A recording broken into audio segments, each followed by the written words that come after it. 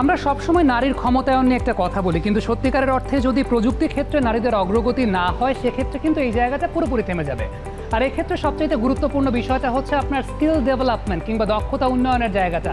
Data সায়েন্সের কথা বলি, প্রোগ্রামিং ল্যাঙ্গুয়েজ, অ্যাপ ডেভেলপমেন্ট, এইসব ক্ষেত্রে কর্মশালা আয়োজন করাটা খুব গুরুত্বপূর্ণ। এক্ষেত্রে নারীরা শুধুমাত্র নারীর ক্ষমতায়ন না, দেশের অর্থনীতিতেও ভূমিকা রাখতে পারবেন।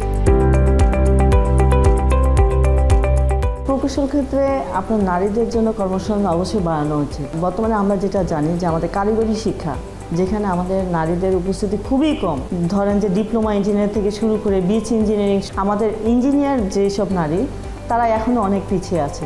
অনেক সিট সংখ্যা দেখা যাচ্ছে যে যেখানে ধরেন যে 200 ছেলে পার্টিসিপেট করতেছে, এখানে আমি মানে দেখা যাচ্ছে যে 60 জনকে পাচ্ছি। তো আমি মনে করবো যে সরকারের উচিত বিশেষ করে মেয়েদেরকে এই ইঞ্জিনিয়ারিং ক্ষেত্রে যদি তারা অগ্রগতি করতে চায় তাহলে অবশ্যই মেয়েদের জন্য আমার মনে হয় যে স্কলারশিপ ব্যবস্থা করাটা উচিত। মেয়েদের শিক্ষার খাতে অবশ্যই ইঞ্জিনিয়ারিং যে একটা ব্যাকগ্রাউন্ড আছে, যে কারিগরি শিক্ষা, এটাকে প্রায়োরিটি দেওয়া উচিত। আমাদের বাংলাদেশে বর্তমানে দেখা যায় যে অনেক মেয়েরা আছে ইঞ্জিনিয়ারিং পড়াশোনা করার পরে দেখা যায় তাদের বিয়ে হয়ে যায়, বা হয়তো বা তারা ভালো কর্মসংস্থান পাচ্ছে না, বা একটা ফ্যাক্টরিতে জব করবে বা একটা ইন্ডাস্ট্রি বেজে গিয়ে জব করবে, কিন্তু হয়তো বা তার সেই সেফটিটা পাচ্ছে না। তাকে যে একটা সাহস দেয়া বা তাকে ইন্সপিরেশন করা, এই ধরনের প্ল্যাটফর্মটা আমাদের উচিত।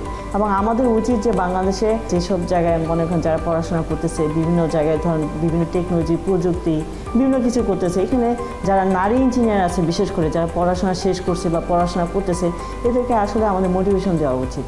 এবং বাংলাদেশে তো আমাদের অসংখ্য ধরনের নারী ইঞ্জিনিয়ার আছে যারা অনেক ভালো ভালো বা মেগা প্রকল্পে বা প্রজেক্টে কাজ করতেছে। তো আমার মনে হয় যে তাদেরকে যদি আমরা একটু ফোকাস করি, তাদেরকে যদি একটু দেখি যে তারা পারতেছে, আমরা কেন পারবো না। নারীদের উন্নয়নের ক্ষেত্রে আমি এটাই মনে করবো যে যারা ঘরে বসে আছেন তারা কিছু করেন, দেশের জন্য তো আপনারাই হচ্ছে আলোকিত।